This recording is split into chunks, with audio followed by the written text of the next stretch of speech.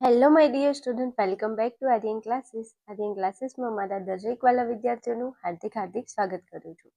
દરેક મારા ધોરણ 11ના વિદ્યાર્થીઓને જય શ્રી રામ, જય શ્રી રામ. આજના વિડીયોની અંદર વિદ્યાર્થીઓ આપણે ગુજરાત માધ્યમિક અને ઉચ્ચતર માધ્યમિક શિક્ષણ બોર્ડ ગાંધીનગર દ્વારા શૈક્ષણિક વર્ષ 2024-25 હાલ 2026માં આપણી એક્ઝામ છે, તો જે ગયા વર્ષના જે પેપર છે એનું એ જ પેપરની પેટર્ન છે, કોઈ ચેન્જ થયું નથી. એટલે આનું આ જ પેપર છે અને આ પેપરનું આપણે સોલ્યુશન કરવાના છીએ. આપણા માટે મોસ્ટ ઇમ્પોર્ટન્ટ પેપર છે, કારણ કે બોર્ડ દ્વારા પ્રમાણિત કરેલું આ પેપર છે. શૈક્ષણિક વર્ષ 2024-25નું પેપર છે. ધોરણ 11 અને વિષય આપણો સમાજશાસ્ત્ર છે. સમાજશાસ્ત્ર વિષયનું વાર્ષિક પરીક્ષાનું નમૂનાનું પ્રશ્નપત્ર આ છે. હવે તમે જોઈ લેજો, એકવાર ટેલી કરી લે. જેટલા પણ નમૂનાના પ્રશ્નપત્ર હોય છે એમાંથી ક્યાંક ને ક્યાંક બેઠા પ્રશ્નો તમને તમારા પેપરની અંદર જોવા મળી શકે છે. એટલે દરેક વિદ્યાર્થીને નમ્ર વિનંતી છે કે પૂરો વિડીયો જોઈ અને જેટલા પણ પ્રશ્નો અને એનું સોલ્યુશન હું તમને આપું છું, એકવાર આ પ્રશ્નોની સારી રીતે તૈયારી કરી લેવી. જો આમ પણ તમે તૈયારી કરો છો ને આમ પણ તમે તૈયારી કરો છો, તો એવી તૈયારી કરો કે જે પ્રશ્નો અને જે પેપરમાંથી પ્રશ્નો પૂછાવા લાયક છે. આ ગાંધીનગરનું પેપર છે અને બોર્ડ દ્વારા પ્રમાણિત કરેલું છે, એટલા માટે ખાસ ફોકસ આપણે આ પેપર ઉપર કરવાના છીએ. હવે જેટલા પણ વિદ્યાર્થીઓ છે, તમને જરા જણાવી દઉં કે તમે વોટ્સએપ ચેનલ અને ટેલિગ્રામ ચેનલની લિંક નીચે ડિસ્ક્રિપ્શનમાં આપેલી છે, ત્યાં જઈ અને તમે જોઈન થઈ જજો. એટલા માટે, કારણ કે તમારી જે કાલે પરીક્ષા ચાલુ થાય છે, તો કાલે તમારી જે પરીક્ષા ચાલુ થાય છે એમાં હું લાઈવ સેશનની અંદર પેપર સોલ્યુશન તમને કરાવીશ. અને લાઈવ સેશનની અંદર આપણે મોસ્ટ આઈએમપી વિભાગ એ અને વિભાગ બી ના આઈએમપી ક્વેશ્ચન આપણે લાઈવમાં સોલ્યુશન કરવાના છીએ. એટલે જે પણ વિદ્યાર્થીઓને લાઈવ સેશનમાં જોડાવાનું હોય તો તમે વોટ્સએપ અને ટેલિગ્રામ ચેનલમાં જોઈન થઈ જજો. લિંક નીચે ડિસ્ક્રિપ્શનમાં આપેલી છે, કારણ કે હું તમને લાઈવ સેશન જ્યારે પણ હશે ત્યારે વોટ્સએપ અને ટેલિગ્રામમાં નોટિફિકેશન શેર કરું છું, એટલા માટે. રેડી?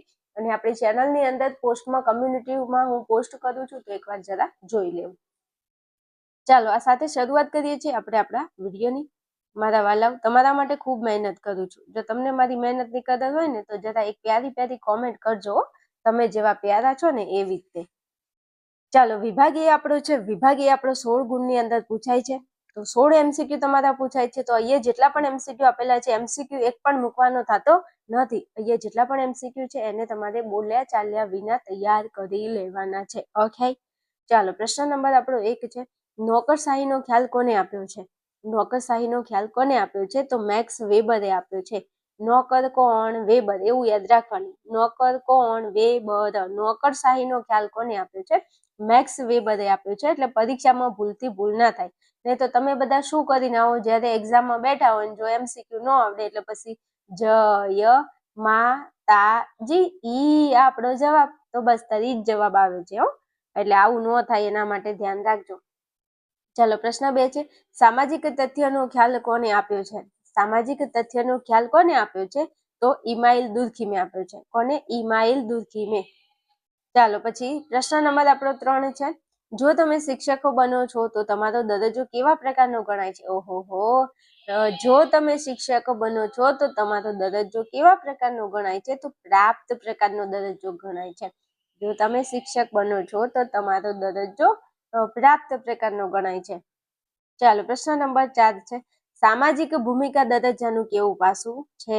સામાજિક ભૂમિકા દરજ્જાનું કેવું પાસું છે? તો જવાબ આવશે વર્તનલક્ષી પાસું છે. સામાજિક ભૂમિકા દરજ્જાનું કેવું પાસું છે? તો વર્તનલક્ષી પાસું છે. ચાલો, પ્રશ્ન આપણો 5 છે. માનવ સમાજ અને શરીર રચનાની તુલના કોને કરી છે? માનવ સમાજ અને શરીર રચનાની તુલના કોને કરી છે? તો જવાબ આપણો આવશે હર્બર્ટ સ્પેન્સરે કરી છે. માનવ સમાજ અને શરીર રચનાની તુલના, માનવ સમાજ અને શરીરની તુલના કોને કરી છે? હર્બર્ટ સ્પેન્સરે કરી છે. ચાલો, આગળ વધીએ. પ્રશ્ન નંબર આપણો 6 છે. કયું જૂથ તમારી શાળાનું ઉપજૂથ નથી? એમ કીધું છે કે કયું જૂથ તમારી શાળાનું ઉપજૂથ નથી. તો ભાઈ, શાળાના ઉપજૂથમાં શિક્ષકો આવે, વિદ્યાર્થીઓ આવે, કારકુનો આવે, ગામડું ન આવે. તું ગામડાનો છોરો, તું ગામડાની છોરી, આ ગામડું નહીં આવે. પછી કેતા નહીં કે કીધું નહોતું એમ. ચાલો, તો શાળાની અંદર શું આવે? શિક્ષકો આવે, કારકુન આવે અને વિદ્યાર્થીઓ આવે. ગામડું નહીં આવે. એટલે જવાબ આપણો આવશે ગામડું. અહીંયા નથી પૂછ્યું છે એટલા માટે. ચાલો, પ્રશ્ન નંબર આપણો 7 છે. માનવ વર્તન માટેનું ચાલક બળ કયું છે? માનવ વર્તન માટેનું ચાલક બળ છે ધ્યેય.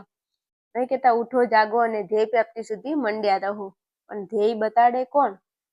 માનવ વર્તન માટેનું ચાલક બળ કયું છે? ધ્યેય છે. ચાલો, પ્રશ્ન નંબર આપણો 8 છે. સમાજને ચેતનવંતો અને ગતિશીલ કોણ રાખે છે? સમાજને ચેતનવંતો અને ગતિશીલ કોણ રાખે છે? તો કે સામાજિક પ્રક્રિયા રાખે છે. સમાજની જે પ્રક્રિયા છે એ સમાજને ચેતનવંતો અને ગતિશીલ રાખે છે. ચાલો, આગળ વધવું છે વિડીયોની અંદર. ચાલો, વિડીયોની આગળ વધવું એ પહેલા દરેક મારા પહેલા વિદ્યાર્થીઓ તમારી ખાલી ને ખાલી 2 મિનિટ લેવા માંગુ છું. એક મોસ્ટ ઇમ્પોર્ટન્ટ વાત તમારી સાથે મારે શેર કરવી છે, એટલે જેટલા પણ વિદ્યાર્થીઓ હાલ મને જોઈ રહ્યા છે, મને સાંભળી રહ્યા છે, મારો વિડીયો જોઈ રહ્યા છે, તો પ્લીઝ આવનારી 2 મિનિટમાં વિડીયોને બિલકુલ સ્કીપ ન કરતા. તમારી જિંદગી અને તમારા ધોરણ 12નો એક તમારા કેરિયરનો એક સવાલ છે. જે વિદ્યાર્થીઓ હાલ ધોરણ 11 આર્ટ્સમાં ભણી રહ્યા છે, જેવી જ તમારી વાર્ષિક પરીક્ષા પૂરી થશે અને તમે બધા ધોરણ 12 આર્ટ્સમાં આવવાના છો, તો તમને એક ટેન્શન હોવું જોઈએ, તમને એક ચિંતા હોવી જોઈએ કે મારે ટોપર બનવા માટે શું કરવું. મારે મારી એક્ઝામની અંદર 2027ની મારી જે બોર્ડની એક્ઝામ આવશે એમાં એવું હું શું કરું કે જેથી મારું રિઝલ્ટ ટોપ મોસ્ટ આવે, મારા મમ્મી પપ્પા મારાથી ખુશ થાય અને મારું કેરિયર એક સારી દિશા તરફ જાય. તો એવા દરેક મારા વાલા વિદ્યાર્થીઓ જે પોતાના ધોરણ 12 આર્ટ્સ માટે સિરિયસ છે, એમના માટે વાત કરવી છે કે તમે જો સારામાં સારો કોર્સ અને સારામાં સારું ભણતર ભણવા માંગો છો અને સારી સ્ટ્રેટેજી લેવલથી તમે તૈયારી કરવા માંગો છો, તો વિદ્યાર્થીઓ તમારા માટે એક સ્પેશિયલ અને એક સરસ મજાનું એપ્લિકેશન, જે આપણા એપ્લિકેશનનું નામ છે આર્યન ક્લાસીસ એપ્લિકેશન. ફટાફટ મોબાઈલ ખોલો, પ્લે સ્ટોરમાં જાઓ, આર્યન ક્લાસીસ એપ્લિકેશનને ડાઉનલોડ કરી લો. કેમ એપ્લિકેશનને ડાઉનલોડ કરવાનું છે? એટલા માટે ડાઉનલોડ કરવાનું છે કે જે વિદ્યાર્થીઓ ધોરણ 12 આર્ટ્સમાં છે, તમારે દરેક વિષયમાં 90+, 95+ માર્ક્સ લાવવા છે, અથવા તો તમારી ધોરણ 12 આર્ટ્સની અંદર 90% તમારે લાવવા છે, તો એનો બેસ્ટમાંનો બેસ્ટ ઓપ્શન છે, સરળ અને સિમ્પલ રસ્તો છે આર્યન ક્લાસીસ એપ્લિકેશન. આપણા એપ્લિકેશનની અંદર વિદ્યાર્થીઓ ધોરણ 12 આર્ટ્સનો 8 વિષયનો કોર્સ અવેલેબલ છે. આ કોર્સની અંદર તમને 8 વિષય મળે છે: તત્વજ્ઞાન, ભૂગોળ, મનોવિજ્ઞાન, સમાજશાસ્ત્ર, ગુજરાતી, ઇંગ્લિશ, હિન્દી અને સંસ્કૃત. 8 વિષયનો આપણો ટોટલ કોર્સ છે અને આ 8 વિષયનો કોર્સની ફીસ માત્ર ને માત્ર 3,999 રૂપિયા છે. 1 વર્ષની વેલિડિટી છે આપણા કોર્સની. દરેક વિદ્યાર્થી આ બેચની અંદર જોઈન થઈ શકે છે. હાલમાં એડમિશન ચાલુ થઈ ગયા છે, બેચ ચાલુ છે હાલની અંદર. જે વિદ્યાર્થીઓ, ઘણા એવા વિદ્યાર્થીઓ છે જે હાલ 11મા ધોરણમાં ભણે છે, છતાં પણ હાલથી એમને કોર્સ ખરીદીને રાખી દીધો છે. હાલ ઓફર પ્રાઇસ છે, આ ઓફર પ્રાઇસની અંદર તમે કોર્સની અંદર જોઈન થઈ શકો છો. અમુક વિદ્યાર્થીઓ એવા હશે કે બેન અમારે 8 વિષયની જરૂર નથી, અમને તો કોઈ 1-2 વિષયમાં તકલીફ છે, તો એનું એ સમસ્યાનું સમાધાન પણ આપણે લાવી દીધું છે. આપણા એપ્લિકેશનમાં 2 રીતે કોર્સ મળે છે. એક તો 8 વિષય તમે એક સાથે ખરીદી શકો છો. જો તમારે 8 વિષયની જરૂર નથી, કોઈ 1 વિષય, 2 વિષય, તો સબ્જેક્ટ વાઇઝ પણ આપણા એપ્લિકેશનમાં સબ્જેક્ટ અવેલેબલ છે. તમારે એકલું તત્વજ્ઞાન ખરીદવું હોય, અથવા તમારે એકલું સમાજશાસ્ત્ર ખરીદવું હોય, અથવા તમારે જે પણ વિષય, આ 8 વિષયમાંથી કોઈ વિષય એકલો ખરીદવો છે, તો એ પણ અવેલેબલ છે આપણા કોર્સની અંદર. હવે વધારે તમારે કઈ ઇન્ફોર્મેશન જોઈએ છે આ કોર્સને લગતી, આ બેચને લગતી, તો તમારે મને આ નંબર ઉપર સંપર્ક કરવાનો છે, ફોન મેસેજ કરવાનો છે વધારે માહિતી મેળવવા માટે. આપણી વોટ્સએપ ચેનલ, ટેલિગ્રામ ચેનલ અને આપણા એપ્લિકેશનની લિંક નીચે ડિસ્ક્રિપ્શનમાં આપેલી છે. ત્યાં જઈ અને તમારે જોઈન થઈ જવાનું છે, એપ્લિકેશન ડાઉનલોડ કરવાનું છે. આ નંબર ઉપર તમારે મને સંપર્ક કરવાનો છે વધારે માહિતી માટે. ચાલો, આગળ વધીએ છીએ આપણે આપણા ટોપિકમાં. ચલો, પ્રશ્ન નંબર આપણો 9 છે. ભૌતિક સંસ્કૃતિમાં કઈ બાબતોનો સમાવેશ થાય છે? ભૌતિક બાબતોમાં, તો ભૌતિક બાબતોમાં જવાબ આવશે મકાનો. ભૌતિક સંસ્કૃતિમાં કઈ બાબતોનો સમાવેશ થાય છે? તો જવાબ આવશે મકાનો. ચાલો, પ્રશ્ન નંબર આપણો 10 છે. વિશ્વની તમામ સંસ્કૃતિઓમાં સામાજિકરણનું પાયાનું કામ કોણ કરે છે? વિશ્વની અંદર ભાઈ જેટલી પણ સંસ્કૃતિઓ છે, સામાજિકરણ પાયાનું એકમ કોણ છે? તો આપણું કુટુંબ. સૌથી પહેલા આપણો પાયો ક્યાંથી શરૂઆત થાય? આપણા કુટુંબથી શરૂઆત થાય છે. તો વિશ્વની તમામ સંસ્કૃતિઓનું સામાજિકરણનું પાયાનું કામ કુટુંબ કરે છે. ચાલો, પછી પ્રશ્ન આપણો 11 છે. માતૃસત્તાક કુટુંબમાં મિલકતનો વારસો કોને મળે છે? તો માતૃસત્તાક જે કુટુંબ છે એમાં મિલકતનો વારસો પુત્રીને મળે છે. પિતૃસત્તાક હોય તો પુત્રને મળે, અને આપણા ગુજરાતમાં તમે જુઓ છો પિતૃસત્તાક છે એટલે પુત્રને બધો વારસો મળે છે, પણ એકચ્યુઅલી અમે પણ છીએ હો. એટલે હવે કંઈક એવો નિયમ છે કે છોકરા છોકરીઓને આપવું જે મિલકત હોય તે. ચાલો પછી પ્રશ્ન નંબર આપણો 12 છે. સ્પેશિયલ મેરેજ એક્ટ કઈ સાલમાં ઘડાયું છે? સ્પેશિયલ મેરેજ એક્ટ કઈ સાલમાં ઘડાયું છે? 1954માં ઘડાયું છે. સ્પેશિયલ મેરેજ એક્ટ 1954માં. ચાલો પ્રશ્ન 13 છે. બાળકો અને નિરક્ષર વ્યક્તિ પાસેથી માહિતી મેળવવા માટે કઈ પ્રયુક્તિ ઉપયોગી છે? બાળકો અને નિરક્ષર વ્યક્તિઓ, જે ભણેલા ના હોય, નિરક્ષર એટલે ભણેલા ના હોય, એમની પાસેથી જો માહિતી મેળવવી હોય તો કઈ પ્રયુક્તિ કરવી જોઈએ? તો ચિત્રાત્મક પ્રશ્નાવલી. એમને ચિત્ર બતાવી અને તમે માહિતી મેળવી શકો છો એમ. તો જવાબ આવશે ચિત્રાત્મક પ્રશ્નાવલી. ચાલો આગળ વધીએ. પ્રશ્ન નંબર આપણો 14 છે. સામાજિક સંશોધનના હેતુ દર્શાવનાર વિદ્વાન કોણ છે? સામાજિક સંશોધનના હેતુ દર્શાવનાર વિદ્વાન કોણ છે? તો જવાબ આવશે પોલિન યંગ. કોણ આવશે? પોલિન યંગ. ચાલો પ્રશ્ન 15. નીચેનામાંથી કયું તત્વ પર્યાવરણનું નિર્જીવ તત્વ નથી? તો જવાબ આવશે સેટેલાઇટ. નીચેનામાંથી કયું તત્વ પર્યાવરણનું નિર્જીવ તત્વ નથી? જવાબ આવશે સેટેલાઇટ. ચાલો પ્રશ્ન નંબર 16 છે. વિશ્વ વન દિવસ ક્યારે ઉજવાય છે? તો વિશ્વ વન દિવસ 21 માર્ચના રોજ ઉજવાય છે. Most time question. આવા પ્રશ્નો ફરીથી રિપીટ પૂછાઈ શકે છે. એકચ્યુઅલી તમે મને ન કહેતા બેન તમે કીધું નહોતું એટલે ખાસ કહું છું તૈયાર કરી લેજો. ઓકે, હાલો ત્યાંથી ને આપણે આગળ વધવું છે. આપણો વિભાગ બી. વિભાગ બી ની અંદર તમને 8 પ્રશ્નો પૂછાય છે. મારા વાલા, મારા કલેજા, 8 પ્રશ્નો પૂછાય છે. સારી તૈયારી કરો તો 8 માંથી 8 ગુણ આવે. પણ વિભાગ બી છે ને એટલે થોડી તકલીફ પડી જાય. ચાલો 17મો પ્રશ્ન છે. એલ વિશ્વવિદ્યાલયમાં કોના પ્રયત્નથી સામાજિક શાસ્ત્રનું અધ્યયન શરૂ થયું? એલ વિશ્વવિદ્યાલયમાં કોના પ્રયત્નથી સમાજશાસ્ત્રનું અધ્યયન શરૂ થયું છે? તો જવાબ આવશે વિલિયમ ગ્રેહામ સુમનરના પ્રયત્નોથી. લખવાનું છે કે યેલ વિશ્વવિદ્યાલયમાં વિલિયમ ગ્રેહામ સુમનરના પ્રયત્નથી સમાજશાસ્ત્રનું અધ્યયન શરૂ થયું છે. રેડી? ચાલો 18મો પ્રશ્ન છે. સ્વાભાવિક ક્રમમાં ચાલતા વર્તન વ્યવહારમાંથી કયા ધોરણો ઉદ્ભવે છે? સ્વાભાવિક ક્રમમાં ચાલતા વર્તન વ્યવહારમાંથી કયા ધોરણો ઉદ્ભવે છે? તો લખવાનું છે જવાબ લોકરીતિ. પહેલા તો આવશે લોકરીતિ, પછી આવશે રિવાજ, રૂઢિ અને પરંપરા. આપણા સમાજમાં છે ને ભાઈ, લોકરીતિઓ છે, આપણા રિવાજો છે, આપણી રૂઢિઓ છે અને આપણી પરંપરા છે. અને હવે એ પરંપરા બહુ બદલાઈ ગઈ છે. બહુ રીતિ રિવાજો બદલાઈ ગયા. હા, પહેલાના રિવાજો અને અત્યારના રિવાજોમાં જમીન આસમાનનો ફરક છે. અને તમે બધા જોવો છો કે સમાજમાં કેવા કેવા ફેરફારો થયા છે. હે ને? સાચી વાત ને? હા, એટલે પરિવર્તન એ સંસારનો નિયમ છે. આવું ભગવાન વિષ્ણુએ કીધું છે. એટલે હાલો પછી આગળ વધીએ. તો પ્રશ્ન નંબર આપણો 19 છે. ધ્યેય પ્રાપ્તિની સમસ્યા કઈ સંસ્થા દ્વારા હલ થાય છે? ધ્યેય પ્રાપ્તિની સમસ્યા કઈ સંસ્થા દ્વારા હલ થાય છે? તો જવાબ આવશે રાજ્ય સંસ્થા.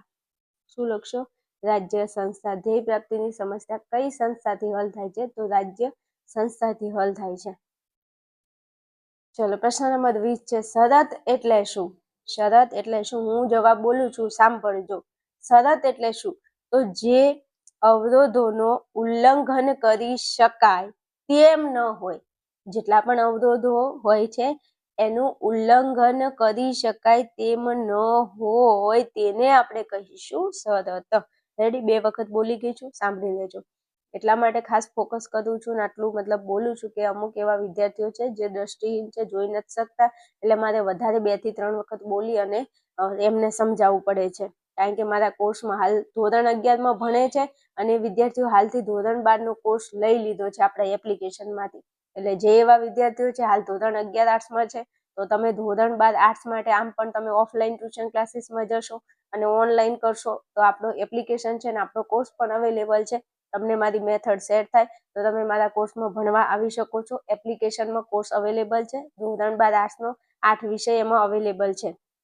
વિશ્વાસની વાત કરું તો ડેમો વિડીયો અવેલેબલ છે. એકવાર ડેમો વિડીયો જોઈ લેજો. ધોરણ 12 આર્ટ્સના ડેમો વિડીયોમાં મજા આવે અને મોજ પડે કે નહીં? હા, મોજ. હા, મજા આવે છે ભણવાની તો કોર્સમાં આવી જજો. કોર્સમાં તો આપણે ઓર મજા કરીશું. હે ને? ચાલો આગળ વધવું છે. પછી આપણે પ્રશ્ન નંબર આપણો 21 છે. બાળકો અને મિત્રો વચ્ચેના સંબંધમાં કેવા વાતાવરણનું મહત્વ છે?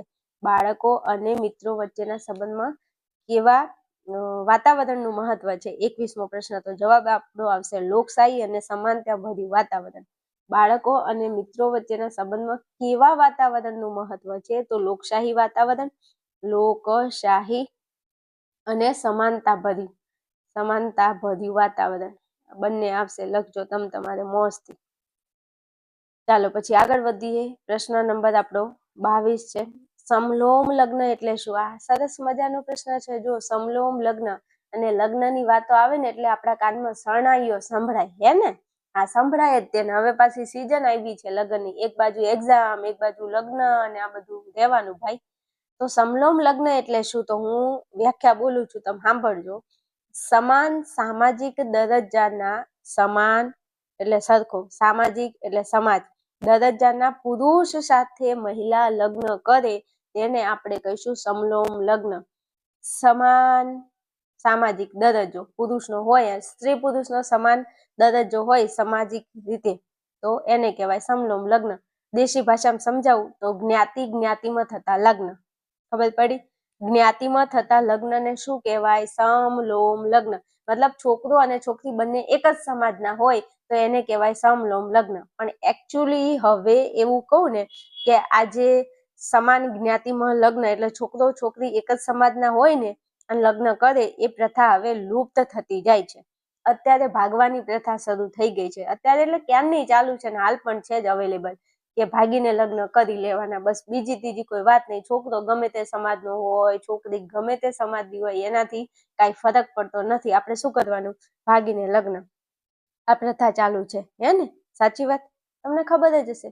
તમને શેની આટલી બધી શરમ આવે છે? હું બોલું છું, તમે તો ખાલી સાંભળવાનું છે. તમે ક્યાં બોલો છો? તમે આટલા શરમાવ છો, હે? અને હસવાની કોઈ જરૂર નથી હો, સોની મોની. અને ચાલ વાંધો નહીં, તમને હસવું આવે છે ને તો હસી લો, કારણ કે હું ભણાવું છું હસી મજાક સાથે. એ તો તમને ખબર જ હશે. એટલે જો ભાઈ, આ તમારે વ્યાખ્યા લખવાની છે કે જ્ઞાતિમાં થતા લગ્ન અથવા તો પુરુષનો સામાજિક દરજ્જો સમાન હોય અને મહિલા લગ્ન કરે એને કહેવાય સમલોમ લગ્ન. આવું તમને થોડું એક્સ્ટ્રા સમજાવું ત્યારે તો તમને આવડે ને.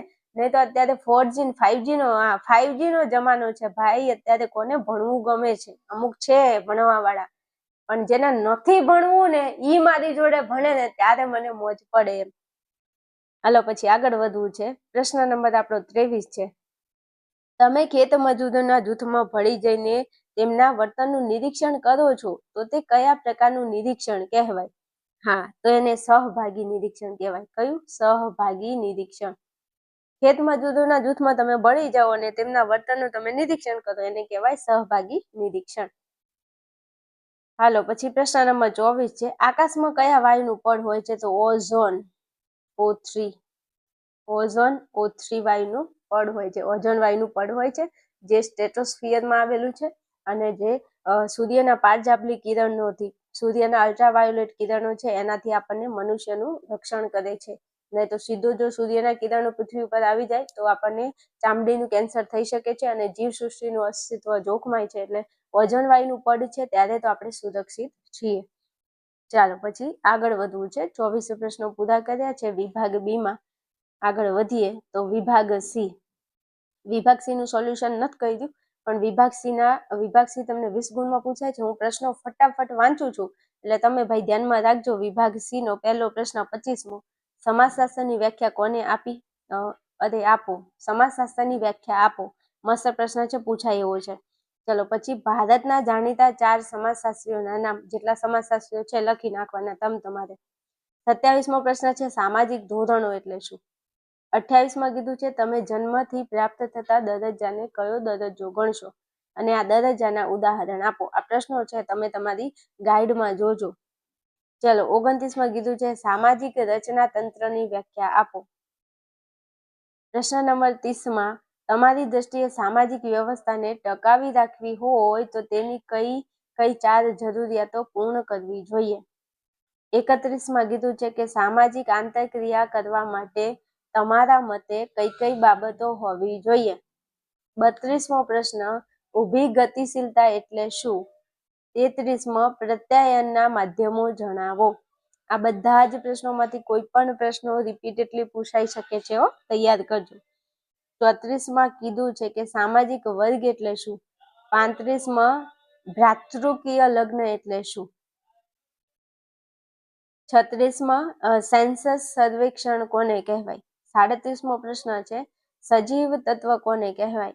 અને 38માં કીધું છે ગ્રીન હાઉસ ઇફેક્ટ કોને કહેવાય. આ ગ્રીન હાઉસ ઇફેક્ટ તો મોસ્ટ આઈએમપી છે, એ તો તમે તૈયાર કરી જ લેજો કારણ કે મોસ્ટ આઈએમપી ક્વેશ્ચન છે ગ્રીન હાઉસ વાળો. ચાલો ત્યાંથી આગળ વધીએ તો આપણો વિભાગ ડી તમારી નજરની સામે છે. વિભાગ ડી તમને 21 ગુણમાં પૂછાય છે. પ્રશ્ન નંબર 39 છે ટૂંક નોંધ લખવાની છે ઓગસ્ટ કોન્ત વિશે. 40માં પ્રશ્નમાં સામાજિક નિયંત્રણના લક્ષણો સમજાવો. 41માં સામાજિક રચનાતંત્રના લક્ષણોની સમજૂતી આપો. ચાલો ત્યાંથી આગળ વધીએ તો આપણો પ્રશ્ન નંબર 42 હાલમાં યોજાયેલ T20 મેચ કયા પ્રકારની આંતરક્રિયાનું ઉદાહરણ છે તે જણાવી આ આંતરક્રિયા વિશે સમજાવો. 43માં સામાજિક ગતિશીલતાના લક્ષણો જણાવો. 44મો પ્રશ્ન છે તમારું સામાજિકરણ કરવા માટે શાળા મહત્વનો ભાગ ભજવે છે.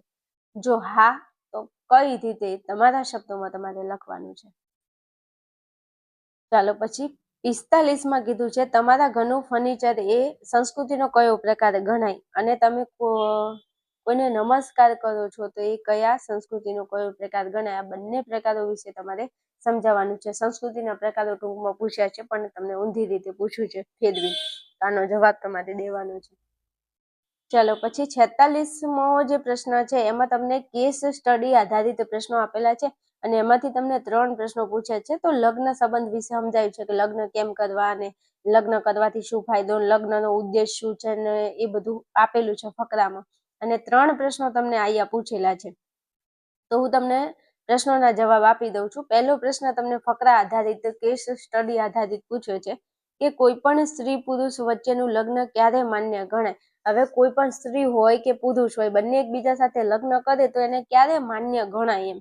તો અહીંયા ફકરામાં ભાઈ આપેલું છે. જો અહીંયા આપણો ફકરો છે ને એમાં કીધું છે જો કે જ્યારે સમાજના રિવાજો કે કાયદાઓ દ્વારા સ્વીકાર થાય લગ્નનો ત્યારે એ લગ્ન માન્ય ગણાય. આટલો જવાબ તમારે લખવાનો છે. અહીંયા કીધું છે કે કોઈ પણ સ્ત્રી પુરુષ વચ્ચેનું લગ્ન ક્યારે માન્ય ગણાય તો જ્યારે એ સ્ત્રી પુરુષ સમાજના રિવાજો કે કાયદાઓ દ્વારા લગ્ન કરે ત્યારે એ લગ્ન માન્ય ગણાય છે. ચાલો પછી પ્રશ્ન નંબર 2 છે વ્યક્તિ કયા ઉદ્દેશને ધ્યાનમાં રાખીને લગ્ન કરે છે. તો અહીંયા કીધું છે કે દરેક ધર્મમાં લગ્નનો ઉદ્દેશ આ જો ફકરામાં જવાબ આપેલો છે કે દરેક ધર્મમાં લગ્નનો ઉદ્દેશ કેમ લોકો લગ્ન કરે છે એના પાછળ કંઈક તો કારણ હોવું જોઈએ ને. કારણ વગર લગ્ન કરી નાખવાના તો કે બધા કરે છે એટલે અમે કરીએ છીએ પણ સોની મોની ખબર તો હોવી જોઈએ ને કે લગ્ન શું કરવા. તો લગ્ન કરવાનો ઉદ્દેશ છે કે ધાર્મિક ફરજોનું પાલન. આપણો જે ધર્મ છે આપણો ધર્મ કહે છે કે આ ફરજો તમારે નિભાવવાની છે તો ફરજોનું પાલન એ લગ્નનો ઉદ્દેશ છે. પછી પ્રજા એટલે સંતતિની પ્રાપ્તિ, છોકરા પેદા કરવા, બાળકોની જરૂર હોય જીવનમાં કારણ કે તમે જીવન જીવો છો તો જ્યારે પણ તમે ઘરડા થઈ જાવ ત્યારે લાકડીનો ટેકો કોણ બનશે? તમારું બાળક. તમે તમારા બાળકને ઉછેરો છો તો ઘડપણમાં એ તમારી લાકડી બને છે. તમારું બાળક તમને સાચવે છે એટલે સંતતિ પેદા કરવા માટે પણ લગ્ન કરવા જોઈએ. પછી રતિ એટલે જાતીય સંતોષ, સેક્સ્યુઅલ સંબંધ માટે પણ લોકો લગ્ન કરે છે. એટલે એવું નથી કે એક ઉદ્દેશ માટે લગ્ન કરે છે, ઘણા બધા ઉદ્દેશો છે એટલે લગ્ન કરે છે. પહેલો તો ધાર્મિક ફરજોનું પાલન છે, પ્રજા સંતતિ એટલે બાળકોની પ્રાપ્તિ, રતિ એટલે જાતીય સંતોષ અને ગૃહ નિવાસનો રહેલો છે એટલે ગૃહ નિવાસ ઘરે રહેવા આટલા માટે લગ્ન કરે છે. આ લગ્નનો ઉદ્દેશ છે જે તમારે લખવાનું છે. ઓકે ચાલો પછી પ્રશ્ન નંબર છેલ્લો લાસ્ટમાં 3માં લગ્ન સંબંધ સાથે શું સંકળાયેલું છે. અહીંયા કીધું છે કે લગ્નના સંબંધો સાથે કેટલીક ફરજો અને હકો સંકળાયેલા છે. આ તમને કેસ સ્ટડીમાં મજા આવે ભાઈ. ફકરામાંથી તમારે જવાબ શોધીને લખવાનો હોય 3 ગુણ તમારા પાકા થઈ જાય તો આને ના મુકાય એટલે આવા ફકરા જોવાના. હાલો ત્યાંથી આગળ વધવું છે તો પછી 47માં પ્રશ્નમાં પ્રશ્નાવલીના લાભ અને ગેરલાભ જણાવો. વિભાગ ડી નો 47મો પ્રશ્ન. 48માં માનવી અને પર્યાવરણ એકબીજા સાથે ગાઢ રીતે સંકળાયેલા છે તે તમારા શબ્દોમાં સમજાવવાનું છે. આ વિભાગ ડી નો છેલ્લો પ્રશ્ન. હવે આગળ વધું વિભાગ ઈ ઉપર. વિભાગ ઈ તમારો 15 ગુણમાં પૂછાય છે. તો એક પ્રશ્ન તો ભાઈ કેસ સ્ટડીનો પૂછાય છે. જો ઈ તમને આવડે તો ખાલી 2 પ્રશ્નોનું તમને ચિંતા રહે, બાકી તો તમે મોજથી પેપર આપી શકો છો. 49મો પ્રશ્ન છે, સમાજશાસ્ત્રનું વિષય વસ્તુ સમજાવો. 50માં સામાજિક વ્યવસ્થાના પાસાઓની ચર્ચા કરો. 51માં કુટુંબનો અર્થ આપી કુટુંબના પ્રકાર સમજાવો. 52માં સામાજિક સંશોધન કરવા માટે કયા સોપાનોને અનુસરશો. તમારા શબ્દોમાં સમજૂતી આપો. આ 4 પ્રશ્નોમાંથી તમે 2 પ્રશ્નો લખી શકો છો અને એક પ્રશ્ન 53મો એ તમને કેસ સ્ટડીનો પૂછાય છે, તેમાંથી તમે લખો તો તમારા 3 પ્રશ્નો થઈ જાય, 15 ગુણ તમને મળી જાય. ચાલો, તો હવે 53મો પ્રશ્ન છે એ કેસ સ્ટડી આધારિત પ્રકારના પ્રશ્નો, 5 પ્રશ્નો તમને પૂછેલા છે. હવે ચિપકો આંદોલન વિશે તમને આપેલો છે આખો ફકરો કે ચિપકો આંદોલન એ ભારતના ઉત્તર પૂર્વ પહાડી વિસ્તારમાં થયેલું છે. ચિપકો આંદોલન એ પહાડી શબ્દ છે, એનો મતલબ થાય ચોંટવું. ચિપકો એટલે શું થાય? ચોંટવું. તો તમને ખબર છે ને કે સરકારે અને પેલા ઠેકેદારો જે હતા એમને એવું કીધું હતું કે આ જંગલના વૃક્ષો કાપી નાખવા, ત્યારે બધા લોકો આજુબાજુ જે રહેતા હતા બધા એકત્રિત થયા અને વૃક્ષો ન કાપવા માટે એમને શું કર્યું છે તો કે વૃક્ષો ન કાપવા માટે એમને આંદોલન કર્યું અને એમને એવું કીધું કે અમે બધા વૃક્ષને ચોંટી ગયા અને એવું કીધું કે ભાઈ તમારે વૃક્ષો કાપવા હોય પહેલા અમને કાપો ને પછી વૃક્ષને કાપો. એટલે એનો ઉદ્દેશ હતો કે વૃક્ષો કાપવા દેવા નહીં. એટલે એના આધારિત તમને 5 પ્રશ્નો પૂછાય છે, ફકરામાંથી જવાબ આપવાના છે. એમાં પહેલો પ્રશ્ન પૂછ્યો છે તમને ફકરા ઉપરથી કે ચિપકો આંદોલન એ કયા પ્રકારનું આંદોલન કહેવાય? શું કીધું છે? ચિપકો આંદોલન કયા પ્રકારનું આંદોલન કહેવાય? તો ચિપકો આંદોલન એ વૃક્ષોને બચાવવા માટે કર્યું હતું, વૃક્ષો ના કપાય એટલા માટે આંદોલન કર્યું હતું. તો લખી શકો કે પર્યાવરણ સંરક્ષણ આંદોલન. તમને એવો પ્રશ્ન પૂછ્યો છે કે ચિપકો આંદોલન એ કયા પ્રકારનું આંદોલન કહેવાય? તો ચિપકો આંદોલન એ પર્યાવરણ સંરક્ષણ આંદોલન કહેવાય. આ પહેલા પ્રશ્નનો જવાબ. પછી બીજો પ્રશ્ન છે કે ચિપકો આંદોલન શા માટે ઉદ્ભવ્યું હતું? તો ચિપકો આંદોલન એ ભારતના, અહીંયા આપેલું છે જોઈ લો, હું તમને બતાવી દઉં જરા. ચિપકો આંદોલન કેમ થયું હતું? તો ભારતના ઉત્તર પૂર્વના પહાડી વિસ્તારની અંદર સરકારની જંગલના વૃક્ષો કાપવાની નીતિના કારણે આ જે આંદોલન છે એ ઉદ્ભવ્યું હતું. સરકારની નીતિના કારણે. અને નીતિ કઈ હતી? વૃક્ષો કાપવાની. જંગલના પેદાશના વૃક્ષો કાપવાની એમની નીતિ હતી, એના લીધે આ આંદોલન ઉદ્ભવ્યું હતું, એવું તમે લખી શકો છો. ચાલો, પછી 3જા નંબરનો પ્રશ્ન છે કે ચિપકો આંદોલનનું શું પરિણામ આવ્યું? તો ચિપકો આંદોલનનું પરિણામ શું આવ્યું હતું? તો સરકારને ખબર પડી ગઈ કે હવે આ લોકો માને એમ નથી, તો સરકારે છેલ્લે એવો નિર્ણય કર્યો કે 1050 ચોરસ કિલોમીટરના પ્રદેશમાં 10 વર્ષ સુધી એક પણ વૃક્ષ ન કાપવું, એ એનું પરિણામ હતું. ચિપકો આંદોલનનું પરિણામ હતું, અહીંયા છેલ્લી લીટીમાં આપેલું છે. ચોથા પ્રશ્નમાં કીધું છે કે ચિપકો આંદોલનમાં સ્થાનિક લોકોએ અને મહિલાઓએ કઈ કામગીરી કરી?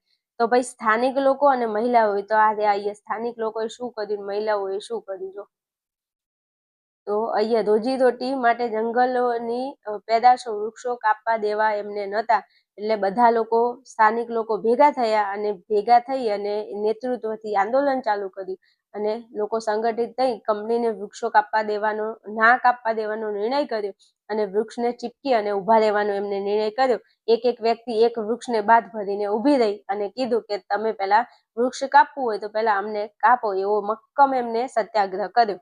અને મહિલાઓએ શું કામ કર્યું હતું? તો મહિલાઓની અંદર ગોરી દેવી નામની સ્ત્રી હતી, એમને આખું મહિલાઓનું નેતૃત્વ કર્યું હતું આ આંદોલનની અંદર, એ તમે લખી શકો છો. ચાલો, પછી છેલ્લો પ્રશ્ન છે 5મો કે ચિપકો આંદોલન એ કોની સામે થયેલું આંદોલન છે? તો ચિપકો આંદોલન એ સરકાર સામે થયું હતું. કોની સામે? સરકાર અને જે ઠેકેદારો હતા એમની સામે. ઠેકેદાર અને સરકાર, આ બંનેની સામે આંદોલન કરવામાં આવ્યું હતું. ઓકે, કઈ અઘરું નહીં ને? બસ, તો મોજ કરો. જો સરસ મજાનું ભણાયું છે. હવે તમને કહી દઉં, તમારી એક્ઝામ ચાલુ થાય છે, તમારે લાઈવ સેશનમાં ભણવું હોય ને ભાઈ, તો ખાસ નીચે ટેલિગ્રામ અને વોટ્સએપ ચેનલની લિંક આપી છે ડિસ્ક્રિપ્શનમાં, ત્યાં જાઓ અને જોઈન કરી લેજો. અને આપણી કમ્યુનિટી પોસ્ટની અંદર તમે જોતા રહેજો, એમાં પણ હું જ્યારે પણ લાઈવ આવીશ તો એની નોટિફિકેશન તમને ત્યાં પોસ્ટ કરી દઈશ, એટલે તમને મળી જાય. રેડી? ચલો, વિડીયોને અહીંયા રાખું છું. મળીએ આપણે નેક્સ્ટ વિડીયોમાં. ચેનલને સબસ્ક્રાઇબ કરી લેજો અને બધા વિદ્યાર્થીઓને ઓલ ધ બેસ્ટ. તમારું પેપર સારું જાય એવી ભગવાન શ્રીરામને હું પ્રાર્થના કરીશ. ચલો, મળીશું આપણે નેક્સ્ટ વિડીયોના અંદર. ત્યાં સુધી તમે જોતા રહેજો, ભણતા રહેજો અને મોજ કરતા રહેજો.